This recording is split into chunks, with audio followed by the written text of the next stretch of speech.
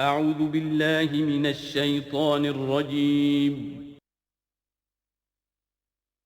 بسم الله الرحمن الرحيم.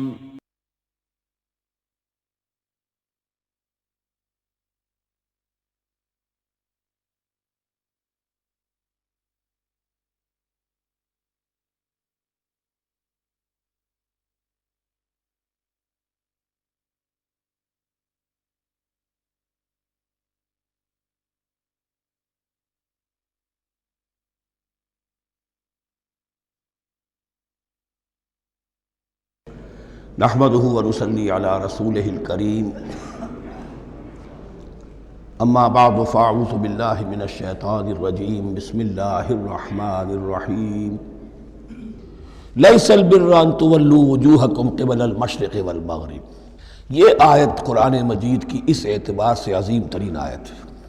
نیکی کی حقیقت کیا ہے، اس کی جڑ کیا ہے، بنیاد کیا ہے، اس کی روح کیا ہے، اس کے مظاہر کیا ہیں۔ مظاہر میں اولین شے کون سی ہے، ثانین کون سی ہے، ثالثاً کون سی ہے، اور اس پر ایک پورا علم الاخلاق جو قرآن کا ایک مکمل کتاب تصنیف کی جا سکتی ہے۔ ایتھکس، قرآنک ایتھکس کے لیے یہ آیت ایک یوں سمجھیے کہ جڑ اور بنیاد ہے۔ لیکن یہ سمجھ لیں کہ یہ آیت یہاں آئی کیوں ہے۔ پس منظر میں وہی تحویل قبلہ ابھی ہے۔ تحویل قبلہ کے 4 رکوع 15، 16، 17، 18 یہ تو سالڈ ہے۔ اس سے پہلے 14ویں رکوع میں آیت تھی للہ المشرق والمغرب فأینما تولوا فثم وجہ اللہ۔ ادھر بھی پھر اتنی آیتیں چھوڑ کر پھر یہی لیس البر ان تولوا وجوہکم قبل المشرق والمغرب۔ نیکی یہی نہیں ہے کہ تم اپنے چہرے مشرق اور مغرب کی طرف پھیر دو۔ یہ نہیں کہا یہ نیکی نہیں ہے، نیکی یہی نہیں ہے، یہ بھی نیکی ہے۔ جو ظاہر ہوگا نیکی کا وہ بھی نیکی ہے، لیکن اصل شے اس کا باطن ہے۔ باطن صحیح ہے، نیک ہے تو حقیقت میں نیکی نیک ہے، ورنہ نہیں۔ وَلَٰكِنَّ الْبِرَّ، بلکہ نیکی تو اس کی ہے۔ اب یہاں سے شروع ہوا جو نیکی کی جڑ ہے، بنیاد ہے۔ مَنْ آمَنَ بِاللَّهِ وَالْيَوْمِ الْآخِرِ وَالْمَلَائِكَةِ وَالْكِتَابِ وَالنَّبِيِّينَ۔ سب سے پہلے ایمان، تاکہ تصحیح نیت ہو جائے۔ یہ جو ایمان لائے اللہ پر، یعنی جو نیکی کر رہا ہے صرف اللہ سے اجر کا طالب ہے۔ والیوم الآخر، اور قیامت کے دن پر کہ اس کا کوئی اجر دنیا میں نہیں، صرف آخرت میں مطلوب ہے۔ ورنہ آدمی سوداگری کرے، دکانداری کرے، کپڑا بیچے، کچھ اور بیچے، دین تو نہ بیچے۔ دین کا کام کر رہا ہے تو اس کے لیے سوائے اخروی نجات کے اور سوائے اللہ کی رضا کے کوئی اور شے مقصود نہ ہو۔ والملائکۃ والکتاب والنبیین، اور ایمان لایا فرشتوں پر اور کتابوں پر اور انبیاء پر۔ یہ تینوں مل کر ایک یونٹ بنتے ہیں۔ فرشتہ لایا دین، کتاب بن گئی، اور انبیاء پر آئی وہ کتاب۔ ایمان بالرسالت کا تعلق نیکی کے ساتھ یہ ہے کہ نیکی کا ایک مجسمہ تمہارے سامنے رہے، آئیڈیل، اسوہ۔ ایسا نہ ہو کہ اونچ نیچ ہو جائے۔ نیکیوں میں بھی ایسا ہوتا ہے، کچھ جذبات میں ایک طرف کو نکل گیا، کچھ جذبات میں ایک طرف کو نکل گیا۔ اس گمراہی سے بچنے کی ایک شکل ہے کہ ایک مجسمہ مکمل، ایک اسوہ کاملہ سامنے ہو جس میں معتدل ہو تمام چیزیں، اور وہ ہمارے لیے اسوہ کاملہ محمد الرسول اللہ کی شخصیت ہے۔ نیکی کے ظاہر کے لیے ہم انہیں معیار سمجھیں گے، جو شے جتنی ان کی سیرت میں ہے اس سے زیادہ نہ ہو، اس سے کم نہ ہو۔ کوشش یہ ہو، آئیڈیل یہ ہو کہ بالکل انسان حضور صلی اللہ علیہ وسلم کے اسوہ کاملہ کی پیروی کرے۔ وَلَٰكِنَّ الْبِرَّ مَنْ آمَنَ بِاللَّهِ وَالْيَوْمِ الْآخِرِ وَالْمَلَائِكَةِ وَالْكِتَابِ وَالنَّبِيِّينَ وَآتَى الْمَالَ عَلَىٰ حُبِّهِ ذَوِي الْقُرْبَىٰ وَالْيَتَامَىٰ وَالْمَسَاكِينَ وَابْنَ السَّبِيلِ، اور دیا اس نے مال، یا دے وہ مال اس کی محبت کے علی الرغم، علی حبہ اللہ کی طرف نہیں ہے، علی حب المال، علی الرغم مال محبوب ہے پھر بھی وہ خرچ کر رہا ہے، ذوی القربہ قرابت داروں پر، والیتامى یتیموں پر، والمساکین محتاجوں پر، وابن السبیل مسافر پر، والسائلین اور مانگنے والوں پر، وفی الرقاب اور لوگوں کی گردنیں چھڑانے میں۔ گویا کہ نیکی کے مظہر میں اولین مظہر یہ ہے انسانی ہمدردی۔ اگر یہ نہیں ہے تو نیکی نہیں ہے۔ عبادات کے انبار لگے ہوں اور دل میں شقاوت ہو، انسان کو حاجت میں دیکھ کر دل نہ پسیجے، کسی کو تکلیف میں دیکھ کر تجوری کی طرف ہاتھ نہ بڑھے حالانکہ تجوری میں مال موجود ہو، تو وہ دین کی روح سے بالکل خالی ہے۔ یا آپ سورہ آل عمران میں پڑھیں گے لن تنالوا البر حتى تنفقوا مما تحبون، تم نیکی کے مقام کو پہنچ ہی نہیں سکتے جب تک کہ خرچ نہ کرو اس میں سے جو تمہیں پسند ہے۔ جس سے طبیعت گھبرا گئی، اکتا گئی، کپڑے میں جو بوسیدہ ہو گئے وہ دے دیے، حاتم طائی کی قبر کو لات مار دی، وہ نہیں، جو شے پسند ہے اگر اس میں سے نہیں دیتے تو نیکی کو پہنچ بھی نہیں سکتے، تمہیں ہوا بھی نہیں لگے گی۔ وَأَقَامَ الصَّلَاةَ وَآتَى الزَّكَاةَ، دیکھیے نماز اور زکوٰۃ اب آ رہے ہیں۔ یہ ہے حکمت دین کہ ایک ہے روح دین، وہ ہے ایمان، اور جو اس کے مظاہر ہے، مظہر اول انسانی ہمدردی، نمبر دوم ہے پھر نماز اور زکوٰۃ، اور یہاں زکوٰۃ کو علیحدہ ذکر کیا ہے، اور اس آیت کا حضور نے حوالہ دیا ان فی المال لحقا سوى الزکاۃ۔ دیکھو کچھ لوگوں نے سمجھا بس ہم نے زکوٰۃ نکال دی تو حق ادا ہو گیا پورا، بڑی بے وقوفی ہے۔ مال میں حق ہے زکوٰۃ کے سوا بھی، اور اب آپ نے یہ آیت پڑھی، دیکھو اس آیت میں کیا ہے، زکوٰۃ کا تذکرہ بعد میں ہو رہا ہے، وَآتَ الْمَالَ عَلَىٰ حُبِّهِ ذَوِي الْقُرْبَىٰ وَالْيَتَامَىٰ وَالْمَسَاكِينَ وَابْنَ السَّبِيلِ وَالسَّائِلِينَ وَفِي الرِّقَابِ وَأَقَامَ الصَّلَاةَ وَآتَى الزَّكَاةَ۔ اس کی کیا حکمت ہے کہ ایمان کو تر و تازہ رکھنے کے لیے نماز ہے، اقم الصلاۃ لذکری، اور انسانی ہمدردی میں مال خرچ کرنے کے جذبے کو پروان چڑھانے کے لیے، برقرار رکھنے کے لیے زکوٰۃ ہے۔ اتنا تو دو نا کم سے کم، بوتل کا منہ تو کھلے، کارک تو نکلے اس کا، اگر بوتل کا کارک نکل جائے گا تو شاید اس میں سے کچھ شربت اور بھی نکل آئے، تو زکوٰۃ ہے تو کارک کے مانند 2.5% ہے، کیا ہے، لیکن یہ کہ اس سے پھر کچھ اور بھی نکلے گا۔ جو زکوٰۃ بھی نہیں دیتا اس نے کیا کرنا؟ وَالْمُوفُونَ بِعَهْدِهِمْ إِذَا عَاهَدُوا، اور وہ کہ جو اپنے عہد کو پورا کرنے والے ہیں جب کوئی عہد کر لیں۔ سب سے بڑا عہد اللہ سے کیا، لَسْتُ بِرَبِّكُمْ قَالُوا بَلَىٰ، پھر عہد شریعت کا ہے کہ جو ہم نے کیا اللہ کے ساتھ، پھر آپس میں جو بھی معاہدے ہو جائیں، اور معاملات انسانی سارے کے سارے معاہدات کی شکل میں۔ شوہر اور بیوی کا معاملہ بھی ایک معاہدہ ہے، marriage is a social contract. شوہر کی ذمہ داریاں ہیں، اس کے فرائض ہیں، بیوی کی ذمہ داریاں اس کے فرائض ہیں، شوہر کے حقوق ہیں، بیوی کے حقوق ہیں۔ پھر جو بھی امپلائر امپلائی ریلیشن شپ ہے، معاہدہ ہے، کانٹریکٹ ہے۔ جو ہمارا آپ کا پولیٹیکل سسٹم ہے وہ بھی معاہدوں کے اوپر مبنی ہے، بڑا بزنس جو ہے وہ کانٹریکٹ میں چلتا ہے۔ تو اگر ایک چیز پیدا ہو جائے کہ جو عہد کر لیا ہے اسے پورا کرنا ہے، تو ساری اسٹریم لائننگ ہو جائے گی تمام معاملات کی۔ وَالْمُوفُونَ بِعَهْدِهِمْ إِذَا عَاهَدُوا وَالصَّابِرِينَ فِي الْبَأْسَاءِ وَالضَّرَّاءِ وَحِينَ الْبَأْسِ، اور خاص طور پر صبر کرنے والے فقر و فاقہ میں، جنگ کی حالت میں اور تکلیف میں۔ یعنی ایک نیکی ہے بدھ مت کے بھکشوؤں کی نیکی، ایک نیکی یہ ہے، یہ نیکی باطل کو چیلنج کرتی ہے، یہ نیکی خانقاہوں تک محدود نہیں ہوتی، یہ نیکی صرف انفرادی سطح تک محدود نہیں رہتی۔ جو نیکی اللہ چاہتا ہے وہ یہ ہے کہ اب باطل کا سر کچلنے کے لیے میدان میں آؤ، اور جب باطل کا سر کچلنے کے لیے میدان میں آؤ گے تو خود بھی تکلیفیں اٹھانی پڑیں گی۔ صحابہ کرام کو بھی جانیں دینی پڑی ہیں، سینکڑوں صحابہ نے جام شہادت نوش کیا۔ تو آخری چوٹی کیا ہے؟ گویا کہ سمم بونم جس کو کہتے ہیں ایتھکس کے اندر، کہ اس نظریہ اخلاق میں سب سے اونچی منزل کون سی ہے؟ وہ سمم بونم جو ہے اسلام کا، وَالصَّابِرِينَ فِي الْبَأْسَاءِ وَالضَّرَّاءِ وَحِينَ الْبَأْسِ وَلَا تَقُولُوا لِمَنْ يُقْتَلُ فِي سَبِيلِ اللَّهِ أَمْوَاتٌ بَلْ أَحْيَاءٌ وَلَٰكِن لَا تَشْعُرُونَ۔ وہ آیت یاد کر لیجیے، اولئک الذین صدقوا، یہ ہیں لوگ جو سچے ہیں۔ دعوت و نیکوکاری کا بہت سو کو ہے، یہ ہیں وہ لوگ کہ جو سچے ہیں۔ واولئک ھم المتقون، اور یہی حقیقت میں متقی ہیں۔ تمہارے ذہنوں میں کوئی اور نقشے بیٹھے ہوئے ہیں، کوئی لباس ہے، وضاقتہ ہے، بس یہ بڑا متقی آدمی ہے۔ تقویٰ اس کا نام ہے، یعنی یہ پوری انسانی شخصیت کا ایک ہیولہ ہے، ایک پوری انسانیت کا ایک فرد کا نقشہ کھینچ دیا گیا کیریکٹر کا۔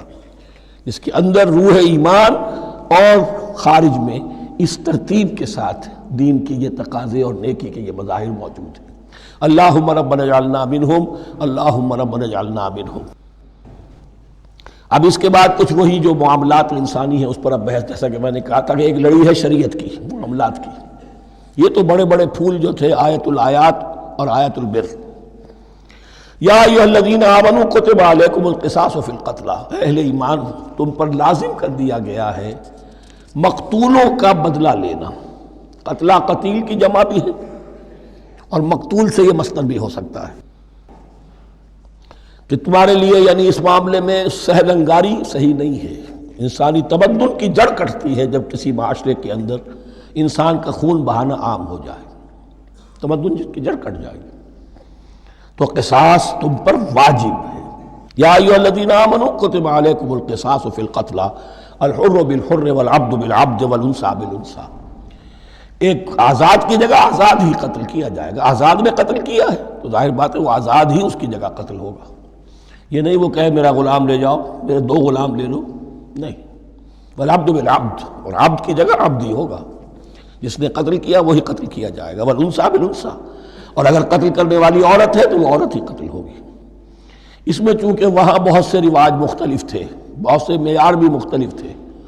اگر اوسی خزرجی کو قتل کر دے تو 1/3 خون بہا، 3 گنا خون بہا، اور خزرجی اوسی کو قتل کرے تو 1/3 خون بہا، یہ ان کا قانون تھا۔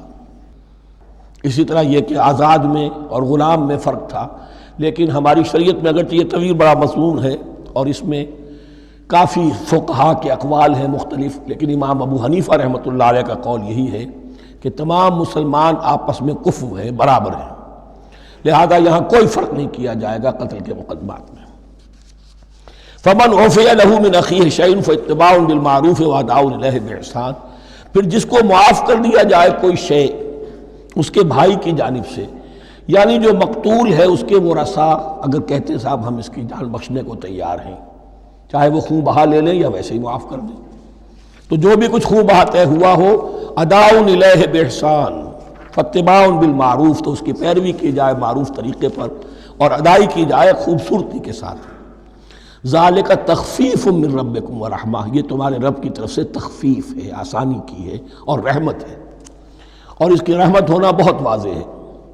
اگر یہ شکل نہ ہو تو پھر قتل در قتل کا سلسلہ جو ہے وہ جاری رہتا ہے، لیکن اگر یہ ہو گیا کہ قاتل کو لا کے سامنے کھڑا کر دیا، لو بھائی اب تمہارے ہاتھ میں اس کی جان ہے، چاہو تو یہ قتل کر دیا جائے گا، چاہو احسان کرنا چاہو بخشنا چاہو ویسے ہی بخش دو، چاہو تو خون بہا لے لو۔ اس سے کیا ہوگا کہ وہ دشمنیوں کا جو دائرہ ہے وہ پھر سمٹ جاتا ہے، بڑھتا نہیں۔ اس میں بڑی رحمت ہے اللہ کی طرف سے۔ قانون جو ہے اسلام میں قتل کا، اس میں مدعی ریاست نہیں ہوتی۔ آج کل ہمارے ہاں غلطی یہ ہے، مدعی ریاست بن جاتی ہے۔ یہ مدعی ہوتا ہے یہاں پر جو بھی مقتول کے ورثاء ہیں، اور کسی کو صدر کو کیا، صدر کے باپ کو بھی اختیار نہیں ہے کہ کسی قاتل کو معاف کر دے۔ قاتل کو معاف کرنے کا جو اختیار ہے وہ صرف مقتول کے ورثاء کو ہے، کوئی صدر نہیں کر سکتا۔ ہمارے دستور میں ہے، پوری شرع پوری ایک شق موجود ہے۔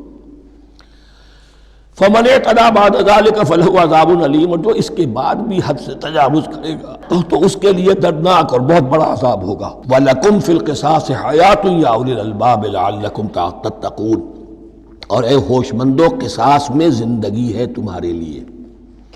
ایک روحانی تصور ہے معاف کر دینا اچھا ہے، اسلام بھی کہتا ہے ان تعفوا وتصفحوا وتغفروا فإن اللہ غفور رحیم، لیکن قتل کے مقدمات میں سہل انگاری جو ہے وہ اچھی نہیں ہے، پیروی شدت کے ساتھ ہونی چاہیے تاکہ اس سے آگے قتل کا سلسلہ بند ہو۔ وَلَكُمْ فِي الْقِصَاصِ حَيَاةٌ يَا أُولِي الْأَلْبَابِ لَعَلَّكُمْ تَتَّقُونَ، تاکہ تم بچ سکیں۔ اب کوتب علیکم دوبارہ آ گیا۔ یہ کوتبہ کے لفظ کو سمجھ لیجئے، جہاں بھی کوئی شے فرض کی جائے گی، لازم کی جائے گی، وہ کوتبہ ہے۔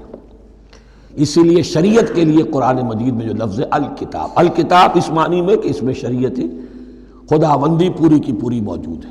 کوتبہ علیکم، کوتبہ علیکم اذا حضر احدکم الموت ان ترک خیرا الوصیۃ للوالدین والاقربین بالمعروف، تم پر واجب کر دیا گیا، فرض کر دیا گیا، جب تم میں سے کسی کی موت کا وقت آ جائے، اگر وہ کوئی خیر مال چھوڑ رہا ہو، دولت چھوڑ رہا ہو، تو اس کے لیے فرض کر دیا گیا وصیت کرنا اپنے والدین کے حق میں اور رشتہ داروں کے حق میں انصاف کے ساتھ۔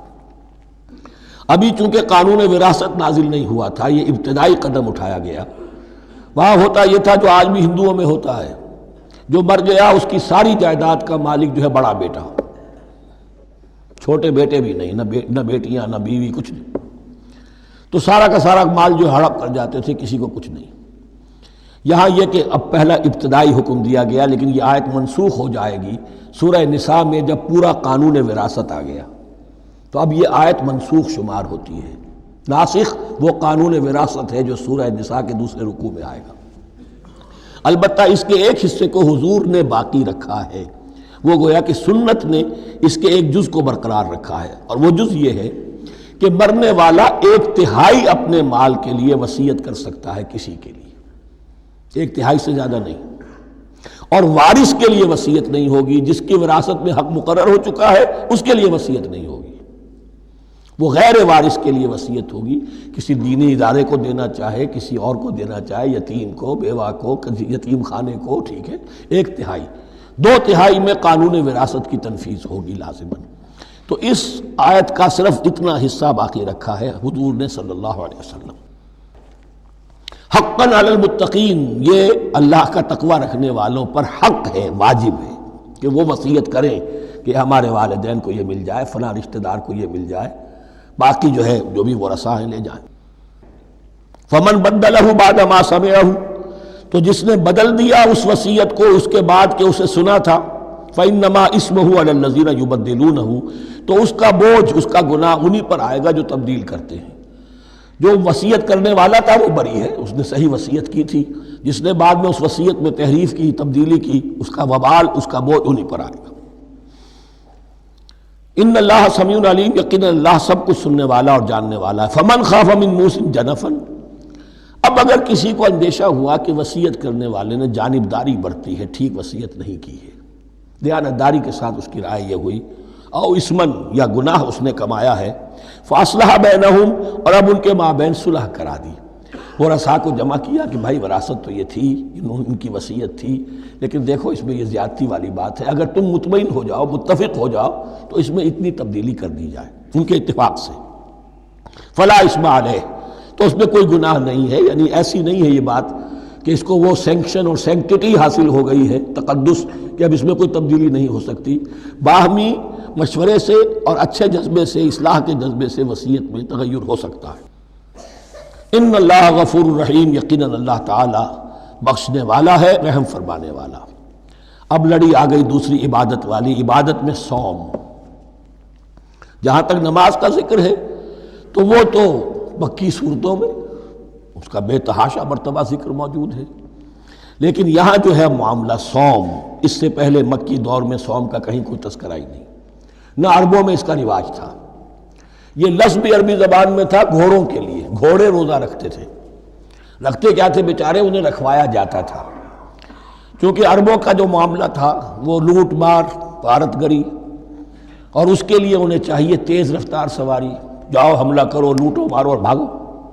اونٹ جو ان کی فضا اور ان کے ماحول کے لیے مناسب تھا، وہ زیادہ تیز دوڑ نہیں سکتا، اپنی اس ضرورت کے لیے گھوڑا چاہیے تھا۔ گھوڑے میں عرب کا سخت موسم برداشت کرنے کی عادت نہیں، نازک جانور ہے، وہ پیاسا تو نہیں رہ سکتا 7 دن تک جیسے کہ اونٹ رہ سکتا ہے، بھوکا نہیں رہ سکتا، وہ لو کے تھپیڑے نہیں برداشت کر سکتا، لہذا عرب اس کو رکھواتے تھے روزہ، کھانا پینا بند کیا اور اس کے جو ہے منہ کر کے کھڑے ہو گئے جب گرم تیز ہوا چل رہی ہے، خود تو اپنے آپ کو لپیٹ لیا اپنے گھتنے میں، گھترا کہلاتا ہے وہ جو بھی کپڑا اوپر ہوتا ہے، اور وہ اس گھوڑے کو جو ہے وہ ساری آگ اس پر برس رہی ہے تاکہ اس میں عادت پیدا ہو جائے جھیلنے کی، برداشت کرنے کی، تو جنگ کے موقع پر کہیں یہ دغا نہ دے جائے، اگر یہ ہمت ہار گیا تو اس کا تو کیا کیا جائے گا، تو اصل میں سوار ہے جو مارا گیا۔ یہ روزہ ان کے ہاتھ تھا، لیکن جب حضور آئے مدینے میں تو یہاں یہود میں روزے کا رواج تھا، وہ ایک تو عاشورہ کا روزہ رکھتے تھے، اس لیے کہ وہ تاریخ تھی جس میں کہ نجات ملی تھی بنی اسرائیل کو فرعونیوں سے۔ پہلے یہ کہ ہر مہینے میں 3 روزے، اب اگر 30 کے 30 روزے ایک ہی مہینے میں فرض کر دیے گئے ہوتے اور وہ ہوتے جون جولائی کے تو جان نکل جاتی۔ بہترین تدبیر یہ کی گئی ہر مہینے میں، اور یہ موسم سارے آ رہے ہیں اس میں۔ پھر کچھ عرصے کے بعد یہ رمضان کا روزہ فرض کیا گیا۔ پہلا جو روزہ تھا 3 دن کا، اس میں یہ بھی تھی اجازت کہ جو اگر مسافر نہیں ہے، بیمار بھی نہیں ہے، طاقت رکھتا ہے روزہ رکھنے کی، پھر بھی روزہ نہ رکھے تو اس کا فدیہ یہ ہے کہ 1 مسکین کو کھانا کھلائے۔ علی الاطلاق تھا یہ۔ جب رمضان کے روزے کی فرضیت ہو گئی تو اب یہ فدیہ نہیں ہے، البتہ حضور نے اس کو باقی رکھا ایسے شخص کے لیے جو بہت بوڑھا ہے، یا کوئی خاتون بہت بوڑھی ہے برداشت نہیں کر سکتی، یا کوئی بیمار ہے، کسی سخت ایسی بیماری میں ہے کہ روزہ اس کے لیے جان کے لیے ہلاکت کا اندیشہ ہو سکتا ہے، اس کے لیے فدیہ برقرار رکھا۔ عام طور پر صحت مند شخص جو مسافر بھی نہ ہو اس کے لیے یہ رعایت ختم ہو گئی۔ یہ ہے ان آیات کی تعبیر جس پر میں پہنچا ہوں، اور بہت پہلے پہنچ گیا تھا، لیکن چونکہ اکثر مفسرین نے یہ بات نہیں لکھی ہے تو میں جھجکتا رہا، لیکن بعد میں مجھے معلوم ہوا کہ مولانا انور شاہ کاشمیری رحمۃ اللہ علیہ کی رائے یہی ہے، تو مجھے اعتماد ہو گیا۔ اور پھر مجھے اس کا ذکر جو ہے یہ تفسیر کبیر میں امام راضی کے ہاں بھی مل گیا کہ متقدمین کے ہاں یہ رائے موجود تھی کہ پہلی 2 آیتیں جو ہیں اس روزے سے متعلق، یہ رمضان کے روزے سے متعلق نہیں ہیں، بلکہ وہ 3 ہر مہینے کی 13، 14 اور 15 ایام 20 کے روزے حضور نے بعد بھی رکھے ہیں نفلاً، لیکن شروع میں یہ 3 روزے رکھنے کا حکم دیا گیا تھا۔ پہلی 2 آیتیں اس 6 آیتوں پر مشتمل رکوع، اور یہ ایک عجیب مقام ہے۔ قرآن مجید کے احکام بہت دفعہ ہے، نماز کے احکام قرآن میں بہت دفعہ ہیں، کہیں وضو کا ہے، کہیں تیمم کا ہے، کہیں اور نماز خوف کا ہے، مختلف جگہوں پر، لیکن صوم کی عبادت پر یہ 6 آیات کامل ہیں، مکمل ہیں، اس کی حکمت، اس کی غرض و غایت، اس کے احکام سب کے سب اس میں آ گئے۔ اب پہلی 2 آیتیں کون سی ہیں؟ یا ایھا الذین آمنوا کتب علیکم الصیام کما کتب علی الذین من قبلکم لعلکم تتقون، اے ایمان والو تم پر بھی فرض کیا گیا روزہ رکھنا، جیسے کہ فرض کیا گیا تھا تم سے پہلوں پر، تاکہ تمہارے اندر تقویٰ پیدا ہو جائے۔ وہ جنگ کے لیے کرواتے تھے گھوڑوں کو تیار، تمہیں تقویٰ کے لیے اپنے آپ کو تیار کرنا ہے، بھوک کو قابو میں رکھ سکو، شہوت کو قابو میں رکھ سکو، پیاس کو برداشت کر سکو۔ اللہ کی راہ میں جنگ کے لیے تمہیں نکلنا ہوگا، اس میں بھوک بھی آئے گی، پیاس بھی آئے گی، اپنے آپ کو تیار کرو جہاد کے لیے۔ اور یہ بات واضح ہو جائے گی، اگلے رکوع سے قتال کی بحث شروع ہو جائے گی۔ روزے کی یہ گفتگو ہو رہی ہے تمہیداً قتال کے لیے، جیسے گھوڑوں کو تیار کیا جاتا تھا، صوم رکھوایا جاتا تھا قتال کے لیے۔ ایام معدودات، گنتی کے چند دن ہیں، یہ گویا کہ ثبوت ہے اس کا کہ یہ 2-3 دن سے زیادہ، معدود جو ہے وہ عربی زبان میں 9 سے زیادہ نہیں ہو سکتا۔ معدودہ جب آئے گا، ایام معدودات، یہ جمع جو ہے جمع قلت کہلاتی ہے، معدودات، معدودہ بڑی سے بڑی رقم ہو سکتی ہے، لیکن معدودات جمع قلت ہے۔ گنتی کے چند روز ہیں، فمن کان منکم مریضا، ان میں بھی یہ رعایت ہے کہ جو تم میں سے بیمار ہو، او علی سفر، یا سفر پر ہو، فعدۃ من ایام اخر، تو وہ تعداد پوری کر لے دوسرے دنوں میں۔ وعلی الذین یطیقونہ، اور جو اس کی طاقت رکھتے ہوں، فدیۃ طعام مسکین، وہ فدیہ دیں 1 مسکین کا کھانا کھلانا۔ ان آیات کی تفسیر میں جیسا کہ میں نے عرض کیا مفسرین کے بہت سے اقوال ہیں، اب میں اس کی بحث بھی نہیں جا سکتا، جو میں نے اپنے مطالعے کے بعد رائے قائم کی ہے میں صرف وہی بیان کر رہا ہوں کہ اس وقت، اور یہ امام راضی کے الفاظ ہیں کہ یہ فرضیت علی التعیین نہیں تھی بلکہ علی التخییر تھی۔ فرض تو ہے روزہ، لیکن اس کا بدل بھی دیا جا رہا ہے، اگر تم نہیں رکھنا چاہتے تو تم 1 مسکین کو کھانا کھلا دو۔ تو گویا کہ تدریجاً انہیں لانا تھا، چونکہ اس بات کے وہ پہلے سے عادی نہیں تھے۔ فمن تطوع خیرا فهو خیر اللہ، اور جو اپنی جی سے، اپنی مرضی سے خیر کرنا چاہے تو اس کے لیے خیر ہے، روزہ بھی رکھے اور مسکین کو کھانا بھی کھلائے، دونوں کام کرے، تو اس میں کوئی رکاوٹ تو نہیں، اس کے لیے بہتر ہوگا۔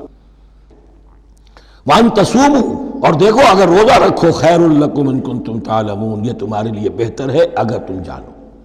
اب یہاں بھی ایک طرح کی رعایت کا انداز ہے۔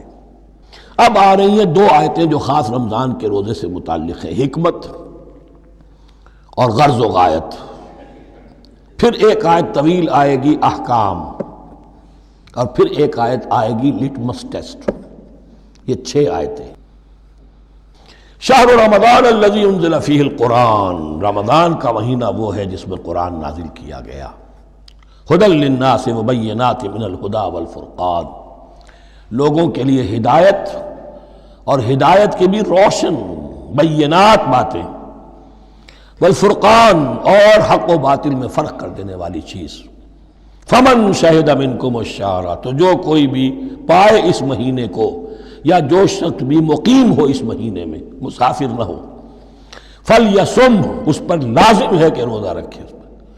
اب وہ وجوب علی التخییر ختم ہو گیا، اب وجوب علی التعیین، اب یہ لازم ہے، یہ رکھنا ہے۔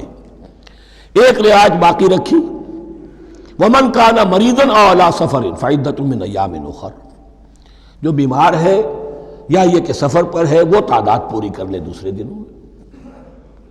یرید اللہ بکم الیسر ولا یرید بکم العسر، اللہ تمہارے ساتھ آسانی چاہتا ہے، سختی نہیں چاہتا۔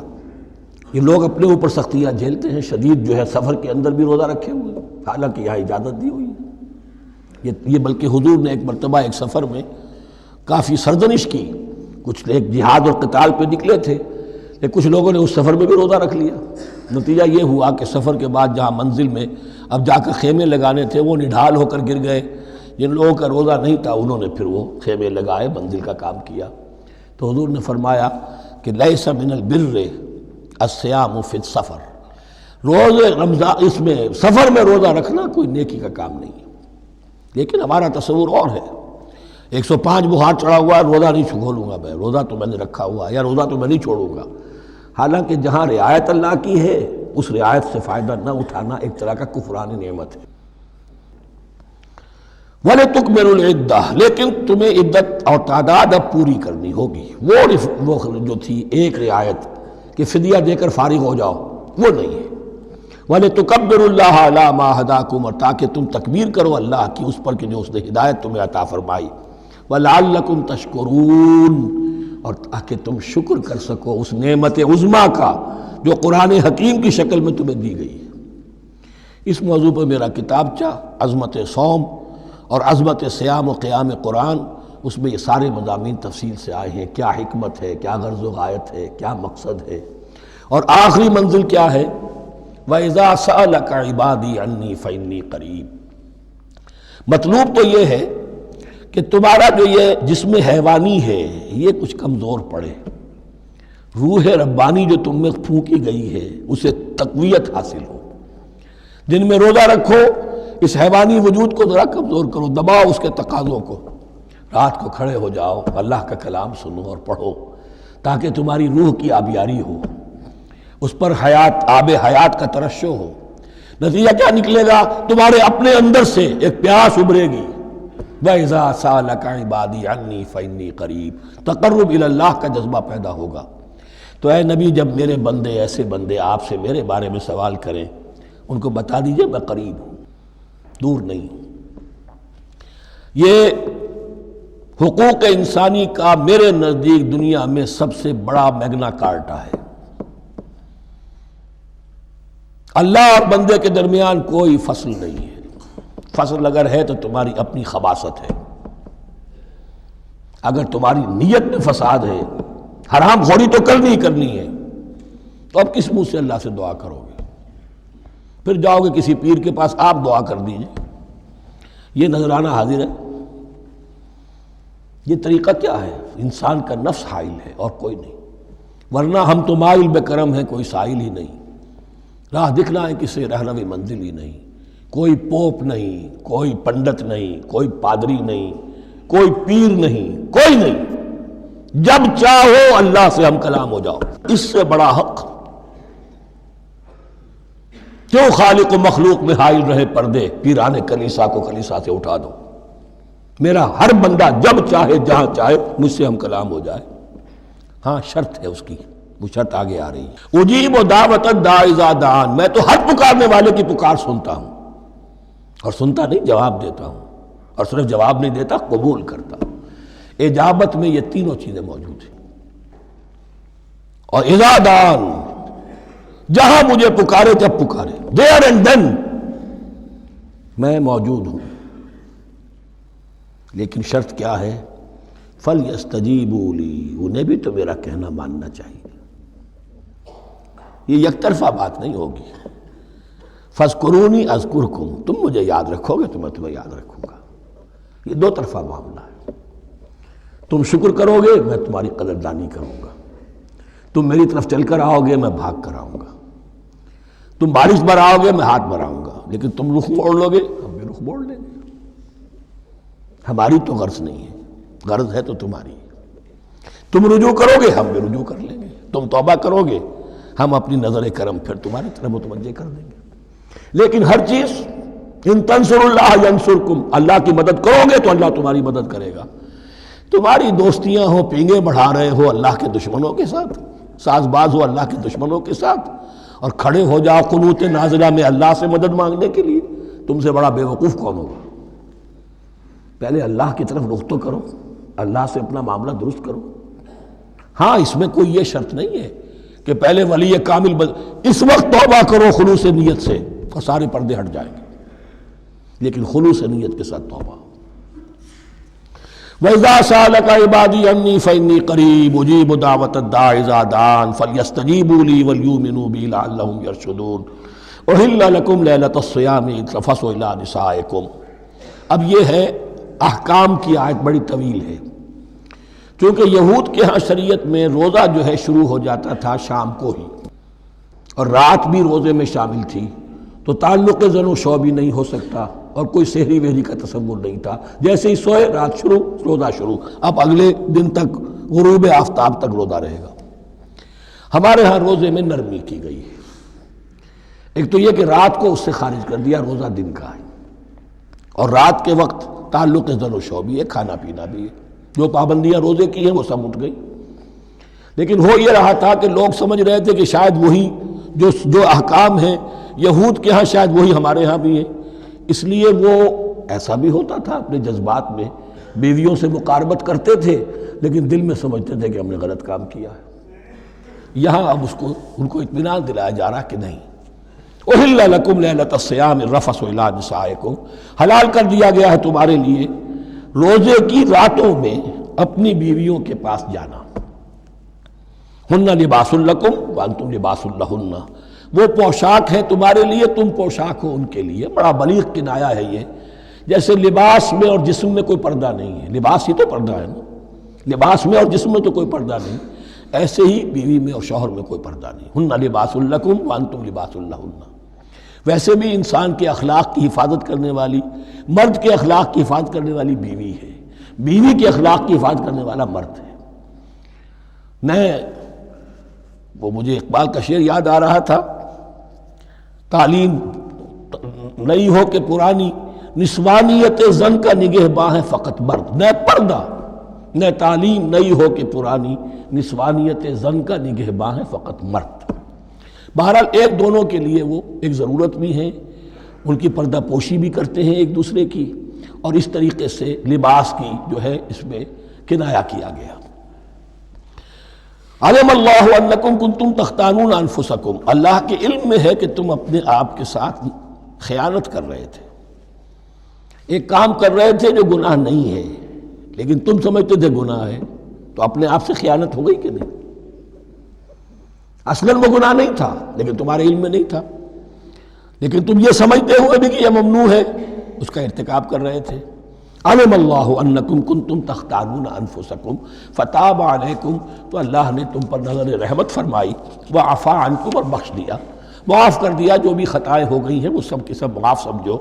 فالآن باشروہن، اب ان کے ساتھ جو بھی تعلق زو شے ہے وہ قائم کرو، وابتغوا ما کتب اللہ لکم، اور تلاش کرو، حاصل کرو جو کچھ اللہ نے تمہارے لیے لکھ دیا ہے۔ کیا لکھ دیا ہے؟ ایک تو اولاد، تعلق زن و شو میں، اور ایک سکون ہے کہ جو اللہ تعالیٰ نے اس میں رکھا ہے، لِتَسْكُنُوا إِلَيْهَا، قرآن مجید میں یہ الفاظ آئے، ایک تسکین ہے، سکون ہے، اعصاب کا تناؤ جو ہے وہ اس کے بعد جو ہے اس کے اندر ایک سکون کی کیفیت پیدا ہو جاتی ہے۔ اور یہی اس میں حکمت ہے کہ حضور اپنے ہر سفر میں ہم ایک زوجہ محترمہ کو ضرور ساتھ رکھتے تھے، اس لیے کہ قائد کو، سپہ سالار کو کسی وقت بڑی ایسی یعنی پریشان کن صورتحال میں فیصلے کرنے پڑتے ہیں، جذبات پر دباؤ ہوتا ہے اور اعصاب پر دباؤ ہوتا ہے، تو ساتھ اگر کوئی اہلیہ بھی موجود ہو تو اس میں اور اس کے بہترین مواقع سیرت میں آئے ہیں، وہ پھر کسی وقت میں بیان کروں گا۔ وَابْتَغُوا مَا كَتَبَ اللَّهُ لَكُمْ وَكُلُوا وَاشْرَبُوا حَتَّى يَتَبَيَّنَ لَكُمُ الْخَيْطُ الْأَبْيَضُ مِنَ الْخَيْطِ الْأَسْوَدِ مِنَ الْفَجْرِ، اور کھاؤ اور پیو یہاں تک کہ واضح ہو جائے تمہارے لیے سفید دھاری فجر کی سیاہ دھاری سے۔ یعنی یہ پاؤں پھٹنے کے لیے استعارہ ہے کہ جب سفیدہ نمایاں ہوتا ہے ایک لکیر کی طرح، پاؤں پھٹ گئی، اس وقت تک کھانے پینے کی چھوٹ ہے، سحری جو ہے آپ کر سکتے ہیں، بلکہ کلو واشربو، کھاؤ اور پیو۔ اور اس کی حدیث میں تاکید آئی ہے، اور یہ بھی فرمایا ہمارے اور یہود کے روزے کے مابین سحری جو ہے وہ فرق ہے۔ تسحروا فإن فی السحور برکہ، سحری ضرور کیا کرو اس لیے کہ سحری میں برکت ہے۔ ثم اتموا الصیام الی اللیل، پھر رات تک روزے کو پورا کرو۔ اب رات تک میں اکثر فقہا کے نزدیک غروب آفتاب مراد ہے، اہل تشیع اس سے ذرا آگے جاتے ہیں کہ رات کا لفظ آیا ہے تو ذرا اور غروب آفتاب پر چند منٹ گزر جائے، لیکن ہمارے اہل سنت کے ہاں غروب آفتاب جو ہے وہی گویا کہ یہ اس کی غایت ہے۔ وَلَا تُبَاشِرُوهُنَّ وَأَنْتُمْ عَاكِفُونَ فِي الْمَسَاجِدِ، لیکن یہ رعایت جو تمہیں دی جا رہی ہے اس میں ایک استثناء ہے، جب تم معتکف ہو مسجدوں میں تو پھر اپنی بیویوں سے کوئی تعلق قائم نہ کرو۔ وَلَا تُبَاشِرُوهُنَّ، مت ان سے مباشرت کرو، وَأَنْتُمْ عَاكِفُونَ فِي الْمَسَاجِدِ، جبکہ تم مسجدوں میں اعتکاف میں ہو، آخری عشرے میں جو اعتکاف ہوتا ہے۔ تِلْكَ حُدُودُ اللَّهِ فَلَا تَقْرَبُوهَا، یہ اللہ کی حدود ہے، ان کے قریب مت جاؤ۔ بعض جگہ پر آتا ہے فلا تعتدوها، ان حدود کو عبور نہ کرو، ان سے تجاوز نہ کرو۔ تو حرام تو یہی شے ہوگی کہ حدود سے تجاوز کیا جائے، لیکن احتیاط اس میں ہے to keep at a safe distance, ذرا دور رہو۔ آخری حد تک چلے جاؤ گے تو اندیشہ ہے کہ کہیں اس حد کو کراس نہ کر جاؤ۔ فلا تقربوها، اللہ کے حدود سے ذرا ایک سیف ڈسٹینس کے اوپر رہنا ضروری ہے۔ کذالک یبین اللہ آیاتہ للناس، اسی طرح اللہ تعالیٰ واضح کرتا ہے اپنی نشانیاں لوگوں کے لیے، لعلہم یتقون، تاکہ وہ تقوی کی روش اختیار کر سکیں، بچ سکیں۔ اب وہ لٹمس ٹیسٹ والی آیت آ گئی، تقوی کا ٹیسٹ کیا ہے؟ روزہ اس لیے فرض کیا کہ تقوی پیدا ہو جائے، یہ سارے احکام تمہیں دیے جا رہے ہیں تاکہ تمہیں تقوی پیدا ہو جائے۔ ٹیسٹ کیا ہے؟ تقوی کا لٹمس ٹیسٹ عقل حلال، یہ نہیں ہے کوئی نیکی نہیں۔ وَلَا تَأْكُلُوا أَمْوَالَكُمْ بَيْنَكُمْ بِالْبَاطِلِ، اپنے مال آپس میں باطل طریقوں سے ہڑپ نہ کرو۔ وَتُدْلُوا بِهَا إِلَى الْحُكَّامِ، اور اپنے مال کو ذریعہ نہ بناؤ حکام تک پہنچنے کا۔ لِتَأْكُلُوا فَرِيقًا مِنْ أَمْوَالِ النَّاسِ بِالْإِثْمِ، تاکہ تم لوگوں کے مال کو ہڑپ کر سکو گناہ کے ساتھ، وَأَنْتُمْ تَعْلَمُونَ، اور تم اس کو جانتے بوجھتے کر رہے ہو۔ جو شخص اس معیار سے تو اس سے باز آ گیا وہ ہے متقی۔ یہ لسٹ میں ٹیسٹ ہے، ورنہ نمازوں کی تعداد، روزوں کی تعداد اور حرام کھانا تو تقویٰ نہیں۔ یہ میں حیران ہوتا ہوں کہ اب اس پر کبھی غور نہیں کیا ہے لوگوں نے کہ یہ آیت کہاں سے آ گئی درمیان میں۔ روزے کے احکام اور اس کے بعد قتال کے احکام بھی شروع ہوں گے، حج کے احکام شروع ہوں گے، یہ بیچ میں آیت۔ واقعہ یہ ہے کہ جیسے روزے کی حکمت کا نقطہ عروج کیا ہے، وَإِذَا سَأَلَكَ عِبَادِي عَنِّي فَإِنِّي قَرِيبٌ، روح انسانی میں ایک طلب پیدا ہو جائے تقرب اللہ کی۔ اسی طرح احکام صوم میں جو کلائمیکس ہے وہ یہ ہے، وَلَا تَأْكُلُوا أَمْوَالَكُمْ بَيْنَكُمْ بِالْبَاطِلِ وَتُدْلُوا بِهَا إِلَى الْحُكَّامِ لِتَأْكُلُوا فَرِيقًا مِنْ أَمْوَالِ النَّاسِ بِالْإِثْمِ وَأَنْتُمْ تَعْلَمُونَ۔ يَسْأَلُونَكَ عَنِ الْأَهِلَّةِ، اے نبی یہ آپ سے پوچھ رہے ہیں چاند کی گھٹتی بڑھتی صورتوں کے بارے میں۔ قُلْ هِيَ مَوَاقِيتُ لِلنَّاسِ وَالْحَجِّ، کہہ دیجئے یہ لوگوں کے لیے ایک اوقات کا تعین ہے، کیلنڈر ہے، اور حج کے لیے۔ اب دیکھو آپ کو معلوم ہے کہ یہ اللہ تعالیٰ نے ایک کیلنڈر لٹکا دیا ہے، معلوم ہو گیا یہ چاند پہلی تاریخ ہو گئی، کچھ دنوں کے بعد آپ نے دیکھا معلوم ہوتا ہے کہ اب ایک ہفتہ گزر گیا ہے، آدھا چاند ہو گیا ہے، 2 ہفتے ہو گئے، پورا چاند ہو گیا ہے، پھر نے گھٹنا شروع کیا۔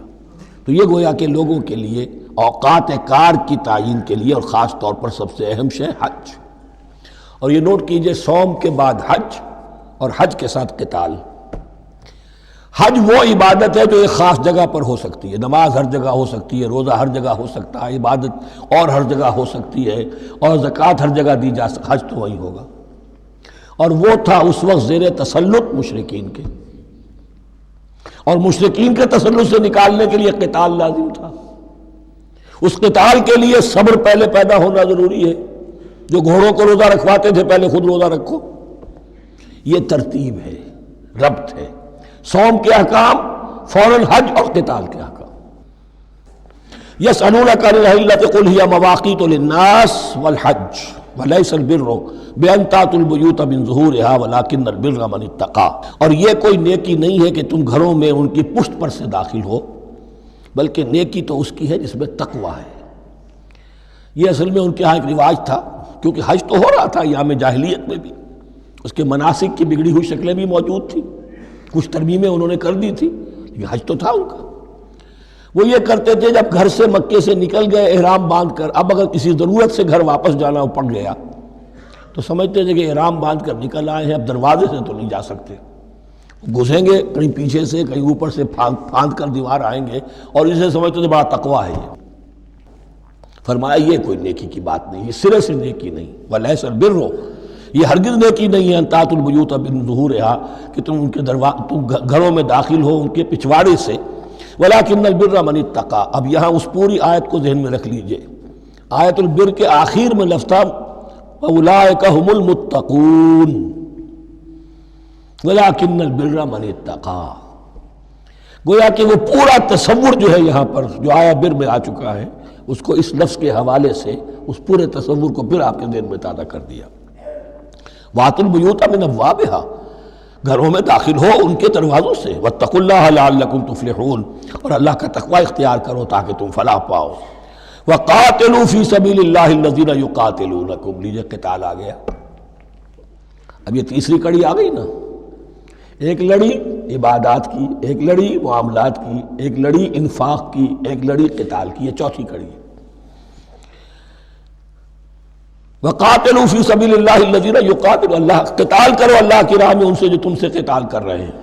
وَلَا تَعْتَدُوا، لیکن حد سے تجاوز نہ کرو۔ ان اللہ لا يحب المعتدین، اللہ تعالی حد سے تجاوز کرنے والوں کو پسند نہیں کرتا۔ وَاقْتُلُوهُمْ حَيْثُ ثَقِفْتُمُوهُمْ، انہیں قتل کرو جہاں بھی پاؤ۔ وَأَخْرِجُوهُمْ مِنْ حَيْثُ أَخْرَجُوكُمْ، اور نکالو انہیں وہاں سے جہاں سے انہوں نے تمہیں نکالا ہے۔ مہاجرین کہاں سے نکالے گئے تھے؟ مکے سے۔ محمد الرسول اللہ پر وہاں پر حیات تنگ کر دی گئی تھی، قافیہ تنگ کر دیا گیا تھا، تبھی تو آپ نے ہجرت کی۔ نکالو انہیں وہاں سے جہاں سے انہوں نے تمہیں نکالا ہے۔ والفتنة اشد من القتل، اور یہ خیال نہ رہے کہ قتل اور خون ریزی جو ہے تو بری بات ہے، فتنہ اس سے بھی زیادہ بری بات ہے۔ فتنہ کیا ہے؟ ایسے حالات جن میں کہ انسان اللہ خدائے واحد کی بندگی نہ کر سکے، اسے غلط کاموں پر مجبور کیا جائے، حرام خوری پر مجبور ہو گیا ہو، یہ سارے حالات فتنہ ہیں۔ تو قتل اور خون ریزی اتنی بری شے نہیں ہے جتنی فتنہ۔ والفتنة اشد من القتل ولا تقاتلوهم عند المسجد الحرام حتى يقاتلوكم فيه، ہاں مسجد حرام وہ چونکہ اسے تو امن کی جگہ بنا دیا گیا ہے، ان سے جنگ مت کرو مسجد حرام کے پاس جو بھی حرم کا علاقہ ہے، حتیٰ یقاتلوکم، یہاں تک کہ وہ خود تم سے قتال کریں اس میں۔ فَإِن قَاتَلُوكُمْ، پھر اگر وہ تم سے قتال کرتے جنگ کرتے ہیں، فَاقْتُلُوهُمْ، تو قتل کرو انہیں۔ كَذَلِكَ جَزَاءُ الْكَافِرِينَ، یہی بدلہ ہے کافروں کا۔ وَفَإِنِ انْتَهَوْا فَإِنَّ اللَّهَ غَفُورٌ رَحِيمٌ، اگر وہ باز آ جائے تو اللہ غفور اور رحیم ہے۔ وَقَاتِلُوهُمْ حَتَّى لَا تَكُونَ فِتْنَةٌ وَيَكُونَ الدِّينُ لِلَّهِ۔ اب جب یہ جنگ کا مرحلہ شروع ہو گیا ہے دعوت محمدی کے سلسلے میں صلی اللہ علیہ وسلم، تو مسلمانوں جان لو، ایک دور تھا 12-13 برس تک تمہیں حکم تھا کفو ایدیکم، مارے کھاؤ ہاتھ نہ اٹھاؤ۔ اب یہ نیا دور آ گیا ہے، تمہاری دعوت و تحریک جو ہے وہ نئے دور میں داخل ہو گئی ہے۔ اب جب تمہاری تلواریں نیام سے باہر آ گئی ہیں، اب یہ نیام میں نہ جائیں جب تک کہ فتنہ بالکل ختم نہ ہو جائے اور دین اللہ ہی کے لیے ہو جائے، اللہ کا دین قائم ہو جائے۔ یہ آیت دوبارہ آئے گی اور زیادہ نکھری ہوئی شان کے ساتھ سورہ انفال میں، وَقَاتِلُوهُمْ حَتَّى لَا تَكُونَ فِتْنَةٌ وَيَكُونَ الدِّينُ كُلُّهُ لِلَّهِ، دین کل کا کل، جز نہیں، دین کی بالادستی پوری انسانی زندگی پر، انفرادی بھی اجتماعی بھی، اور اجتماعی کے بھی سارے پہلو، politico socio economic system totally وہ اللہ کے احکام کے تابع ہو۔ وَقَاتِلُوهُمْ حَتَّى لَا تَكُونَ فِتْنَةٌ وَيَكُونَ الدِّينُ لِلَّهِ فَإِنِ انْتَهَوْا فَلَا عُدْوَانَ إِلَّا عَلَى الظَّالِمِينَ، پھر اگر وہ باز آ جائے، صلح چاہے تو ٹھیک ہے، پھر ظالموں کے اوپر جو ہے سوائے ظالموں کے کسی پر زیادتی جائز نہیں۔ الشہر الحرام بالشہر الحرام، حرمت والا مہینہ بدلہ ہے حرمت والے مہینے کا، والحرمات قصاص، اور حرمات کے اندر بھی بدلہ ہے۔ فَمَنِ اعْتَدَىٰ عَلَيْكُمْ فَاعْتَدُوا عَلَيْهِ بِمِثْلِ مَا اعْتَدَىٰ عَلَيْكُمْ، تو جو کوئی بھی تم پر زیادتی کرتا ہے، دست درازی کرتا ہے، تو تم بھی اس کے خلاف کارروائی کرو، اقدام کرو جیسے کہ اس نے تم پر زیادتی کی۔ وَاتَّقُوا اللَّهَ، اور اللہ کا تقوی اختیار کرو، وَاعْلَمُوا أَنَّ اللَّهَ مَعَ الْمُتَّقِينَ، اور یہ جان لو کہ اللہ ساتھ ہے متقیوں کے، یعنی اللہ کی تائید، نصرت، اس کی مدد آئے گی اہل تقوی کے۔ اب دیکھیے وہ تیسری کڑی یہاں بہت چھوٹی سی آئی ہے، قتال کی ذرا زیادہ بڑی کڑی آ گئی ہے اور یہ چھوٹی سی کڑی آ رہی ہے۔ قتال کے لیے لازم ہے انفاق بھی۔ جنگ کیسے ہوگی اگر فوج کے لیے ساز و سامان نہ ہو، رسد کا اہتمام نہ ہو، ہتھیار نہ ہو، سواریاں نہ ہو، کیسے ہوگی جنگ؟ وَأَنفِقُوا فِي سَبِيلِ اللَّهِ وَلَا تُلْقُوا بِأَيْدِيكُمْ إِلَى التَّهْلُكَةِ، خرچ کرو اللہ کی راہ میں اور مت ڈالو اپنے آپ کو اپنے ہاتھوں ہلاکت میں۔ یعنی اللہ کا دین اس وقت اسے احتیاج ہے، وہ پیسہ چاہتا ہے، جیسے حضور نے تبوک کے موقع پر عام اپیل کی اور آپ اپنے مال کو لے کر بیٹھے ہوئے ہیں، تو گویا کہ آپ نے اپنے آپ کو ہلاکت میں خود ڈال دیا۔ یہ انفاق ہے، جہاد بالمال۔ وَأَنفِقُوا فِي سَبِيلِ اللَّهِ وَلَا تُلْقُوا بِأَيْدِيكُمْ إِلَى التَّهْلُكَةِ وَأَحْسِنُوا إِنَّ اللَّهَ يُحِبُّ الْمُحْسِنِينَ، اور احسان کی روش اختیار کرو، دین کے اندر بھی خوبصورتی پیدا کرو، دین میں بہتر سے بہتر مقام حاصل کرنے کی کوشش کرو۔ ہمارا معاملہ کیا، دنیا میں آگے سے آگے اور دین میں پیچھے سے پیچھے۔ دین میں یہ دیکھیں گے اس سے کم پر گزارا ہو سکتا ہو، کوئی اور شے ہو کہ جس میں اس سے کم سے بھی بات پوری ہو جائے، دین میں یہ ہوگا، اور دنیا میں آگے سے آگے ہے جستجو کہ خوب سے ہے خوب تر کہاں۔ تو اگر یہ جستجو دنیا میں ہے، اس سے بڑھ کر دین میں ہونی چاہیے۔ فاستبقوا الخیرات، نیکیوں میں ایک دوسرے پر بازی لے جانے کی کوشش کرو۔ وَأَنفِقُوا فِي سَبِيلِ اللَّهِ وَلَا تُلْقُوا بِأَيْدِيكُمْ إِلَى التَّهْلُكَةِ وَأَحْسِنُوا، اور احسان کی روش اختیار کرو۔ ان اللہ یحب المحسنین، یقیناً اللہ تعالی محسنین کو، ان لوگوں کو کہ جو درجہ احسان پر فائز ہو جائیں، محبت کرتا ہے، انہیں پسند کرتا ہے۔ یہ حدیث جبرائیل اگر ذہن میں ہو تو 3 درجے ہیں، جیسے میں نے آج بتایا آپ کو، وَنَحْنُ لَهُ مُسْلِمُونَ وَنَحْنُ لَهُ عَابِدُونَ وَنَحْنُ لَهُ مُخْلِصُونَ۔ 3 درجے دوسرے ہیں، اسلام، ایمان، احسان۔ اخبرنی عن الاسلام، اخبرنی عن الایمان، اخبرنی عن الاحسان۔ احسان کیا ہے؟ ان تعبد اللہ کانک تراہ فإن لم تکن تراہ فإنہ یراک۔ یہ سارے کام جو دین کے لیے کیے جا رہے ہوں، عبادت ہے، جہاد ہے، قتال ہے، ایسی کیفیت میں، ایسے اخلاص کے ساتھ، گویا کہ تم اپنی آنکھوں سے اللہ کو دیکھ رہے ہو، اور اگر تم اللہ کو نہیں دیکھ رہے تو کم سے کم یہ کیفیت تو تمہاری ہو جائے کہ تمہیں مستحضر رہے کہ اللہ تمہیں دیکھ رہا ہے۔ یہ احسان ہے۔ وَأَحْسِنُوا، عام طور پر اس کا ترجمہ اس انداز میں نہیں کیا گیا ہے، اس کو اچھی طرح سمجھ لیجئے، ویسے یہ مضمون کھل کر آئے گا سورہ مائدہ میں۔ ان اللہ یحب المحسنین، یقیناً اللہ تعالیٰ محسنین کو پسند کرتا ہے۔ وَأَتِمُّوا الْحَجَّ وَالْعُمْرَةَ لِلَّهِ، اور حج اور عمرہ مکمل کرو اللہ کے لیے۔ جو عمرے کے لیے احرام تو باندھ لیا جائے گا مدینے سے 7 میل باہر نکل کر ہی، حج مکمل تو ہوگا جب طواف بھی ہوگا، وقوف عرفہ بھی ہوگا، سارے اس کے جو بھی مناسک ادا کیے جائیں گے۔ لیکن یہ کہ جو شخص بھی نیت کر لے حج کی یا عمرے کی تو پھر اسے مناسب کو مکمل کرنا چاہیے، کوئی کمی نہ رہے۔ فَإِنْ أُحْصِرْتُمْ، اگر تمہیں گھیر لیا جائے، روک دیا جائے، جیسے کہ سن 6 میں ہو گیا، صلح حدیبیہ کرنی پڑی، مشرکین مکہ اڑ گئے، نہیں داخل ہونے دیں گے۔ اگر تمہارا گھیراؤ ہو جائے فَمَسْتَيْسَرَ مِنَ الْهَدْيِ، تو جو بھی تم قربانی پیش کر سکو پیش کر دو۔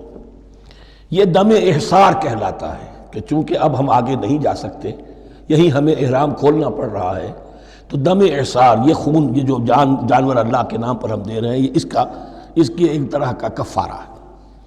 وَلَا تَحْلِقُوا رُؤُوسَكُمْ حَتَّى يَبْلُغَ الْهَدْيُ مَحِلَّهُ، اور اپنے سر اس وقت تک نہ مونڈو جب تک کہ وہ ہدی کا جانور جو ہے وہ محل تک، یعنی جو بیت الماء جہاں پر جا کر ذبح ہونا ہے وہاں پہنچ نہ جائے۔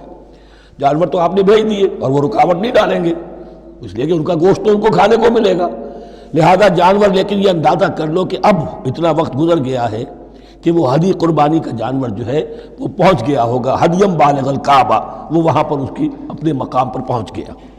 فمن کان منکم مریضا او بہ اذی من راسہ، تو جو کوئی بھی تم میں سے ہو بیمار یا اس کے سر میں کوئی تکلیف ہو، کوئی زخم ہو، اور اس کی وجہ سے یہ ہے کہ وہ حجامت کرانی ضروری ہو جائے، بال کاٹنے ضروری ہو جائے، ففدیۃ من صیام او صدقۃ او نسک، تو پھر فدیہ دینا پڑے گا۔ اگر اس ہدی کے جانور کے کعبے تک پہنچنے سے پہلے تمہیں اپنے بال کاٹنے پڑے، حجامت کرانی پڑی، تو فدیہ ہوگا۔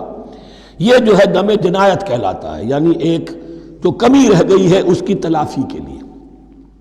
وہ صیام بھی ہے، روزے 3 دن کے، او صدقۃ او نسک، یا پھر یہ ہے کہ کوئی قربانی ہے، ایک جانور قربان کیا جائے، دم جنایت اس کو کہتے ہیں، یا صدقہ کیا جائے، 6 افراد کو کھانا کھلایا جائے۔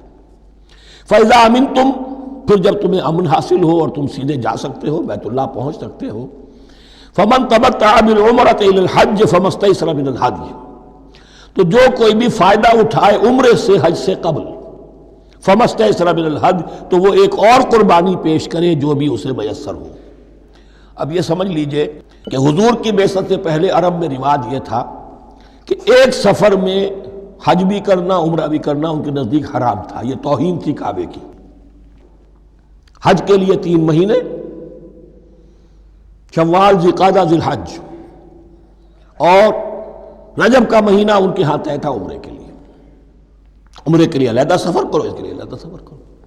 لیکن شریعت محمدی میں جو آسانیاں کی گئی ہیں وہ یہ ہیں کہ ایک شخص، اور چونکہ اس ملت کو پھیلنا تھا بہت طویل علاقے پر، لوگوں کے لیے سفر آسان تو نہیں تھا، تو آپ ایسا کر سکتے ہیں کہ آپ جائیں اور عمرہ بھی کر لیں، حج بھی کر لیں۔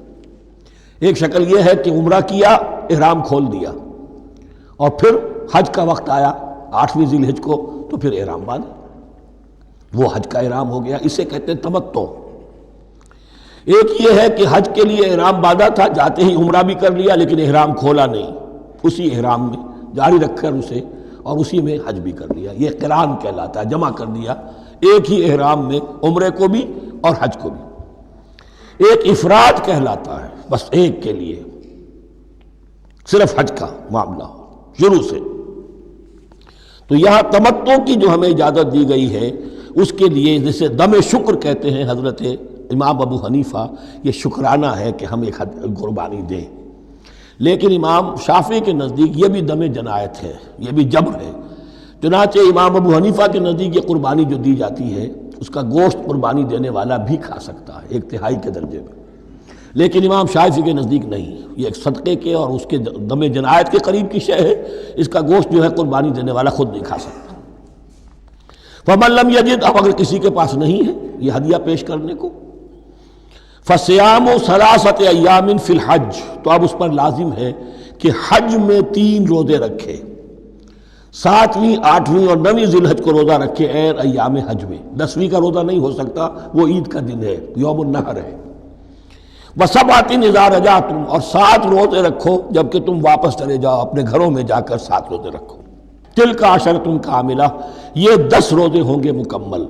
ذَلِكَ لِمَن لَّمْ يَكُنْ أَهْلُهُ حَاضِرِ الْمَسْجِدِ الْحَرَامِ، لیکن یہ رعایت کہ حج اور عمرہ ایک ہی سفر میں کر لیا جائے اور ایک ہی احرام میں کر لیا جائے یا 2 احراموں میں کیا جائے، یا یہ کہ ان دونوں کو جمع کرنے کی شکل جو ہے، یہ ایک رعایت ہے کن کے لیے؟ ذَلِكَ لِمَن لَّمْ يَكُنْ أَهْلُهُ حَاضِرِ الْمَسْجِدِ الْحَرَامِ، جس کے اہل و عیال مسجد حرام کے قریب نہیں رہتے، دور سے آ رہے ہیں، تو ظاہر بات ہے کہ ان کے لیے رعایت ہوگی۔